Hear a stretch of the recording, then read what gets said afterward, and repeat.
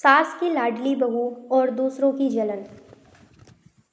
रिया जरा इधर आना बेटा। सावित्री देवी की आवाज़ में वह ममता थी जो हर माँ की आवाज़ में छिपी होती है। रिया ने रसोई से हाथ पोंछे और कहा, जी माँ, कुछ चाहिए क्या? सावित्री देवी मुस्कुराई, कुछ नहीं, बस बैठ जा, तेरे से थोड़ी बात करनी थी। रिया पास आई और उनके पैरों के पास बैठ गई। कहिए माँ, क्या बात है? सावित्री देवी ने गहरी सांस ली। बेटा, आज मोहल्ले की औरतें आई थीं, जाने क्यों सब तेरी बातें कर रही थी। कोई तेरे पहनावे पर तंज कस रहा था, कोई कह रहा था तू ज़्यादा बोलती है। मुझे तो हंसी आ गई, पर मन कहीं ना कहीं दुखी हो गया। लोग किसी को खुश देखकर चैन से नहीं बैठते। रिया मुस्कुराई। माँ, जो लोग खुशियों से डरते हैं वही दूसरों की कमियों का हिसाब रखते हैं। आपने हमेशा सिखाया है कि बातों से नहीं, बर्ताव से जवाब देना चाहिए। बस वही कर रही हूँ। सावित्री देवी ने उसके सिर पर हाथ फेरा।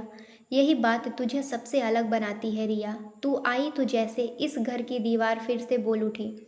पर लोग कहते हैं सास बहू का रिश्ता इतना सहज नहीं हो सकता। रिया ने हंसते हुए कहा, माँ, रिश्ता अगर सच्चा हो तो उसे निभाने के लिए किसी दिखावे की जरूरत नहीं होती। सावित्री देवी ने उसकी ओर देखा। लोगों को बस यही खटकता है, तू मेरी बहू नहीं बेटी है। रिया की आंखें भर आई। माँ, जब आप मुझे बेटी कहती हैं तो लगता है भगवान ने मेरी किस्मत लिखते समय विशेष कृपा की होगी। 3 महीने पहले की याद उसके मन में तैर गई, जब रिया पहली बार इस घर में आई थी।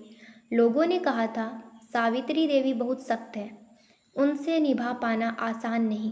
पर जिस दिन रिया ने पहली बार उनके पैर छुए थे, उन्होंने कहा था मुझे बहू नहीं बेटी चाहिए। उसी पल से जैसे रिश्ता जन्मा था। रिया सुबह उठती, रसोई संभालती, हर काम में सावित्री देवी का हाथ बांटती। शाम को दोनों बरामदे में बैठती, चाय पीती और पुरानी बातें करती। घर में जैसे रौनक लौट आई थी, पर मोहल्ले की औरतों को यह अपनापन अखरने लगा। एक दिन पड़ोसन कमला आई, बोली, सावित्री बहन, बहू तो अब घर की रानी बन गई है। पहले तो आप किसी को रसोई में झांकने नहीं देती थी, अब वही सब कुछ संभालती हैं। सावित्री देवी हंसी। कमला, जब मन साफ हो तो घर संभालने वाले हाथ अपने लगते हैं। कमला मुस्कुरा तो दी, पर उसके चेहरे पर जलन साफ दिख रहा था। कुछ दिनों में वही बातें पूरे मोहल्ले में फैल गई। सावित्री देवी तो बहू के वश में है। रिया ने तो घर की कमान अपने हाथ में ले ली है। रिया ने सब सुना पर कभी उत्तर नहीं दिया। वह जानती थी कि चुप रहना कमजोरी नहीं, शांति है। एक दिन आदित्य ने कहा, रिया, लोग कह रहे हैं माँ अब सिर्फ तेरी सुनती है, अच्छा नहीं लगता। रिया मुस्कुराई, क्योंकि उन्हें सास बहू का झगड़ा नहीं दिख रहा था, इसलिए चैन नहीं। दोनों हंसे, लेकिन रिया के मन में टीस थी। क्या सच में लोगों को सास बहू का प्रेम स्वीकार नहीं? कुछ दिनों बाद मोहल्ले में पूजा रखी गई। सावित्री देवी और रिया ने मिलकर सारा आयोजन किया।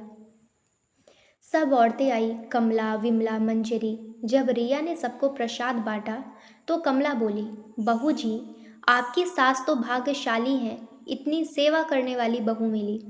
रिया ने मुस्कुराकर कहा, भाग्यशाली मैं हूँ जिन्हें इतनी प्यारी माँ मिली। कमला के चेहरे का रंग उतर गया। शाम को सावित्री देवी बोली, रिया, तूने सबका मुंह बंद कर दिया, पर मुझे डर है, ये चुप्पी तूफान से पहले की शांति है। रिया ने शांति से कहा, माँ, अगर रिश्ता सच्चा हो तो तूफान भी झुक जाता है। अगले दिन सुबह जब सावित्री देवी मंदिर से लौटी तो देखा रिया तुलसी में जल दे रही थी। सूरज की किरणें उसके माथे पर ऐसे पड़ रही थी जैसे कोई आशीर्वाद हो। सावित्री देवी ने सोचा, इस लड़की ने मुझे सिखा दिया कि उम्र नहीं, सोच रिश्ता बनाती है। उसी शाम उन्होंने पूरे परिवार के सामने कहा, आज से यह घर मेरा नहीं, हमारा है, और मेरी बहू नहीं, मेरी बेटी है। रिया की आंखों में आंसू बह निकले। उसने उनके पैर छुए। माँ, अब मुझे किसी और पहचान की आवश्यकता नहीं। पर उसी रात दरवाजे के नीचे एक चिट्ठी फिसल कर आई, जिसमें लिखा था, जिस घर में सास बहू की अंधी प्रशंसा करे वह टूटन देर सवेर तय है।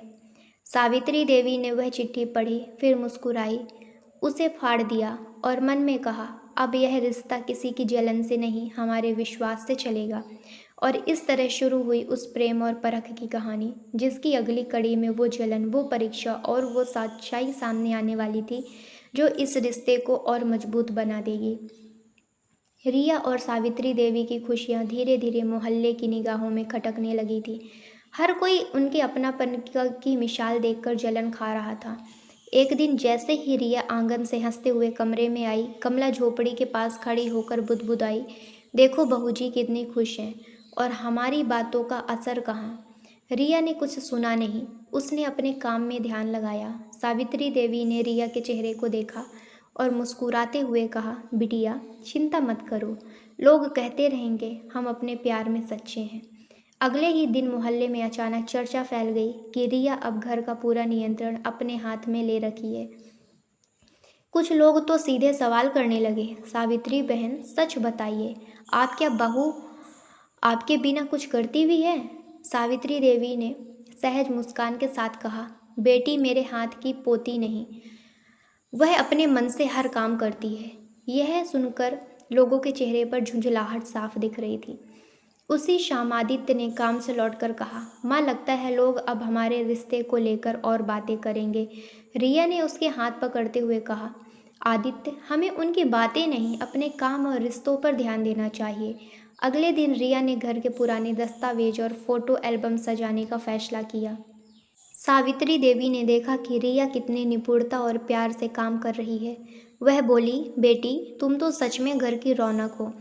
रिया ने हंसकर कहा, माँ रौनक मैं नहीं, हमारा अपनापन है। उसी बीच मोहल्ले की औरतें धीरे धीरे इकट्ठी हो गईं और उनके बीच चुगली की शुरुआत हुई। कमला ने तो ठहाका लगाया, देखो सावित्री बहन कितनी खुश है, बहू ने तो सब संभाल लिया। विमला ने कहा, सच में अब कोई विरोध करने की जगह नहीं। लेकिन रिया ने चुप रहकर काम में जुटी रही। उसने जाना था कि जलन का जवाब केवल संयम और सच्चाई से दिया जा सकता है। पूजा का दिन आया और रिया ने सावित्री देवी के साथ सारा इंतजाम खुद किया। घर खुशबू और रंगों से जगमगा रहा था। सभी मोहल्ले की औरतें आई, कुछ प्रशंसा करने लगी, कुछ आंखें तरेरी थीं। कमला ने हंसते हुए कहा, बहू जी आपकी मेहनत सच में अद्भुत है, आपकी सास भी कितनी शांत है। रिया ने मुस्कुराकर कहा, सच्चाई और प्रेम ही हमें जोड़ता है। कमला के चेहरे का रंग उतर गया।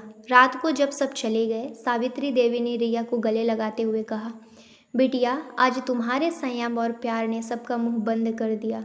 रिया ने सिर झुकाया, माँ केवल प्रेम और सेवा से ही लोग समझते हैं। लेकिन जैसे ही सब सो गए, दरवाजे पर एक अजनबी का पैकेट रखा गया। रिया ने उसे उठाया और देखा, उसमें लिखा था, सावित्री देवी और रिया जो दिखावा करते हैं उनका सच जल्दी सामने आएगा। रिया की आंखों में चिंता थी, पर उसने संयम से पैकेट रखा और सावित्री देवी को दिखाया। सावित्री देवी ने मुस्कुराते हुए कहा, बिटिया डरने की कोई ज़रूरत नहीं, जो सच्चा है वह किसी खतरे से नहीं डरता। अगले दिन आदित्य ने काम से लौटकर देखा कि रिया घर के सभी काम संभाल रही थी और सावित्री देवी भी उसके साथ थी। उसने कहा, रिया लगता है लोग हमारे रिश्तों को तोड़ने की कोशिश करेंगे। रिया ने उसे गले लगाते हुए कहा, आदित्य जो सच्चा है उसे कोई झूठ नहीं तोड़ सकता। उसी दिन मोहल्ले में कमला और अन्य लोगों ने धीरे धीरे योजना बनाना शुरू किया कि कैसे सावित्री देवी और रिया के बीच दूरी डाली जाए। पर रिया ने सब सुना और चुप रही। उसने दिल में ठान लिया कि कोई भी जलन और चुगली उसके और माँ के रिश्ते को नहीं तोड़ सकती। शाम को सावित्री देवी ने पूरे परिवार के सामने कहा, आज से यह घर केवल मेरे नाम का नहीं, सबका है, और रिया केवल बहू नहीं, मेरी बेटी है। रिया की आंखों में आंसू थे। उसने उनके पैर छुए और कहा, माँ आप मुझे किसी और पहचान की ज़रूरत नहीं। रात को जब चिट्ठी मिली, उसमें लिखा था, सच्चाई हमेशा टिकती नहीं, जलन को संभालो। सावित्री देवी ने मुस्कुराते हुए चिट्ठी फाड़ दी और मन में कहा, हमारा प्रेम और विश्वास किसी की जलन से कमज़ोर नहीं होगा। और इस तरह शुरू हुई घर के अंदर और मोहल्ले में छुपी जलन की परीक्षा, जिसकी असली परख अगले एपिसोड में सामने आने वाली थी, जहां रिश्तों की ताकत और संयम की कसौटी से सब गुजरेंगे। रिया और सावित्री देवी की मधुर संगति मोहल्ले में अब सबकी नज़रों में थी। सब सोचते थे कि यह रिश्ता कितना टिकेगा, पर रिया और सावित्री देवी जानते थे कि उनका बंधन केवल दिखावे का नहीं, सच्चे प्रेम और अपनापन का है। एक दिन मोहल्ले में बड़ा उत्सव रखा गया। रिया ने पूरे घर को सजाया, पकवान बनाए और सावित्री देवी के साथ पूजा की तैयारी की। मोहल्ले की औरतें आई, कुछ प्रशंसा करती, कुछ अपनी जलन छिपाती। कमला ने मुस्कुराते हुए कहा, बहू जी, आपकी मेहनत देखकर सब हक्का बक्का है। रिया ने हंसकर कहा, मेरी मेहनत नहीं, माँ और मेरा प्यार ही सब कुछ है। कमला का चेहरा लाल हो गया। वही विमला ने धीरे से कहा, देखना, बहुत दिन नहीं टिकेगी यह मिठास। रिया ने बस मुस्कुराया और कहा, जो सच होता है वह हमेशा टिकता है। पूजा के बाद जब सब लौटे, रिया ने देखा कि कुछ लोग आंगन में छिपकर उनकी हर हरकत पर नज़र रख रहे हैं। उसने सावित्री देवी से कहा, माँ, लगता है जलन की परछाई हमें लगातार देख रही है। सावित्री देवी ने हाथ पकड़ते हुए कहा, बेटा, हम डरेंगे नहीं, प्यार से निभाएंगे। अगले ही दिन मोहल्ले की चुगलियों ने नया रूप लिया। कुछ लोगों ने सीधे कहा कि रिया सास को बहकाती है, दूसरों की नज़रों में उसे पकड़ने की कोशिश कर रही है। रिया ने सुना पर चुप रही। उसने दिल में ठान लिया कि उसकी शांति और अपनापन किसी की जलन से नहीं हारेगा। उस दिन शाम को सावित्री देवी ने देखा कि रिया ने बच्चों की पढ़ाई, घर का काम और पूजा का समय सब संतुलित कर लिया है। उन्होंने कहा, बिटिया, तुम्हारा संयम और समझ देखकर मुझे गर्व हो रहा है। रिया ने सिर झुकाया, माँ, सिर्फ वही करती हूँ जो सही है। इसी बीच कमला ने एक बार फिर योजना बनाई कि कैसे सावित्री देवी और रिया के बीच कुछ दूरी पैदा की जाए। उसने कुछ लोगों को अपने पक्ष में कर लिया, मगर रिया ने सबकी बातों को केवल सुनना चुना और अपने कर्मों से जवाब देना तय किया।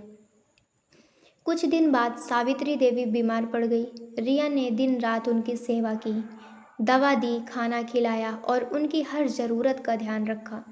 मोहल्ले की औरतें केवल बातें करती रहीं, पर रिया ने सबको दिखा दिया कि सेवा और सच्चाई सबसे बड़ी शक्ति है।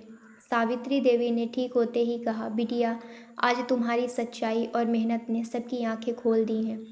रिया ने मुस्कुराकर कहा, माँ, जो सच्चा है वह किसी की जलन से कमज़ोर नहीं होता। उसी दिन आदित्य ने कहा, रिया, लगता है अब कोई भी हमारे रिश्ते को हिला नहीं सकता। रिया ने सिर झुकाया और मन ही मन कहा, हाँ, जो प्यार सच्चा है वह हर परीक्षा में मजबूत होकर निकलता है। अगले दिन जब मोहल्ले के लोग आए, उन्होंने देखा कि रिया और सावित्री देवी की जोड़ी और भी मजबूत दिख रही है। कुछ लोग चुप थे, कुछ अब भी जलन में थे, पर रिया ने देखा कि विश्वास और अपनापन ने हर नकारात्मकता को पीछे छोड़ दिया। शाम को सावित्री देवी ने पूरे परिवार के सामने कहा, आज से घर में केवल प्रेम और अपनापन चलेगा, झूठ और जलन की जगह नहीं। रिया की आंखों में आंसू थे। उसने कहा, माँ, अब हमारे रिश्तों की ताकत किसी की बातों से नहीं, हमारे प्रेम और विश्वास से नापी जाएगी। उसी रात जब रिया बिस्तर पर बैठी, उसने मन ही मन ठान लिया कि चाहे कितनी भी परीक्षाएं आएं, चाहे मोहल्ले में कितनी भी बातें फैलें, वह और सावित्री देवी हमेशा एक दूसरे के साथ खड़ी रहेंगी और प्रेम की शक्ति से हर चुनौती का सामना करेंगी। यही था उनका जीवन का असली सबक। सच्चा अपनापन और सेवा सबसे बड़ी शक्ति होती है। और इस तरह जलन के सारे छिपे रूप सामने आने के बावजूद उनका प्यार और विश्वास और मजबूत हुआ, जिससे मोहल्ले में धीरे धीरे हर कोई सीखने लगा कि रिश्तों की ताकत केवल दिखावे से नहीं, सच्चाई और प्रेम से आती है। रिया और सावित्री देवी की जोड़ी अब मोहल्ले में मिसाल बन चुकी थी। लोग धीरे धीरे समझने लगे कि उनके रिश्ते में झूठ या दिखावा नहीं, केवल प्यार, सेवा और विश्वास है। पर मोहल्ले में कुछ लोग अब भी जलन में थे। उनकी बातें और दृष्टियाँ लगातार उन पर छाई रहती थीं। एक दिन सावित्री देवी अचानक बीमार पड़ गई। रिया ने बिना किसी झिझक के दिन रात उनकी सेवा करना शुरू कर दिया। उन्होंने दवा समय पर दी, हल्का खाना बनाया, कमरे की साफ सफाई और सावित्री देवी का हर दर्द समझकर उनसे राहत देने की कोशिश की। मोहल्ले की औरतें केवल खिड़की के बाहर से देख रही थीं। उनके मन में आश्चर्य और थोड़ी ईर्ष्या मिश्रित थी।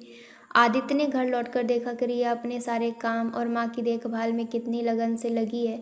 उसने कहा, रिया, तुम सच में अद्भुत हो, मैं गर्व महसूस करता हूँ। रिया ने सिर झुकाया और मन ही मन कहा, सच्चाई और सेवा का असर सबसे बड़ा होता है। धीरे धीरे सावित्री देवी स्वस्थ हो गईं और पूरे परिवार ने उनका स्वागत किया। सावित्री देवी ने रिया का हाथ थामते हुए कहा, बिटिया, आज तुम्हारी निस्वार्थ सेवा ने दिखा दिया कि सच्चा प्यार और अपनापन किसी भी जलन या ईर्ष्या से मजबूत होता है। रिया ने मुस्कुराते हुए कहा, माँ, हमारे रिश्ते की ताकत केवल प्रेम और विश्वास से नापी जाती है। बाहरी बातें कभी उसे कमज़ोर नहीं कर सकती। उसी दिन मोहल्ले की औरतें सीधे उनकी सेवा और अपनापन देखकर चुप हो गईं।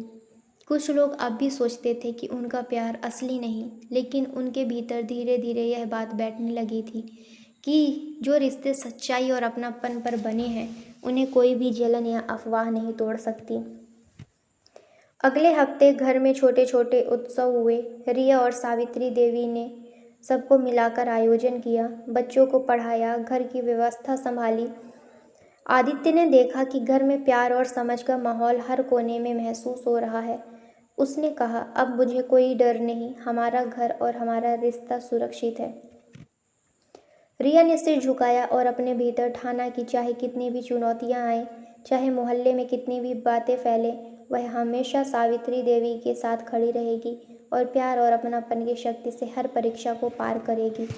मोहल्ले में धीरे धीरे सभी ने देखा कि उनकी सेवा और अपनापन ने झूठ और जलन की सारी कोशिशें नाकाम कर दी। कमला, विमला और अन्य लोग अब चुप थे। उन्होंने समझ लिया कि केवल चुगली या जलन से किसी रिश्ते को तोड़ा नहीं जा सकता। रात को जब पूरा घर शांत था, सावित्री देवी ने रिया का हाथ पकड़ा और कहा, बिटिया, आज तूने न केवल मुझे बल्कि पूरे मोहल्ले को सिखा दिया कि सच्चा अपनापन और प्यार सबसे बड़ी ताकत होती है। रिया की आंखों में आंसू थे। उसने कहा, माँ, अब मुझे किसी और मान्यता या पहचान की ज़रूरत नहीं। जब आपका आशीर्वाद और हमारा विश्वास मेरे साथ है। इसी तरह मोहल्ले की सारी जलन धीरे धीरे मिट गई। लोग देख रहे थे कि रिश्ते की असली ताकत दिखावे में नहीं, बल्कि सेवा, समझ और सच्चाई में होती है। घर में अब हर दिन अपनापन और प्रेम से भरा रहता था। रिया और सावित्री देवी की जोड़ी चाहे कितनी भी परीक्षा आए, हमेशा एक दूसरे के साथ खड़ी रहती और उनके बीच का प्यार मोहल्ले में मिसाल बन गया। और इस तरह जलन और अफवाहों के बीच भी अपनापन और सच्चाई की जीत हुई, जिससे हर कोई समझ गया कि अगर दिलों में प्यार और सेवा है, तो कोई शक्ति किसी रिश्ते को कमज़ोर नहीं कर सकती। धन्यवाद।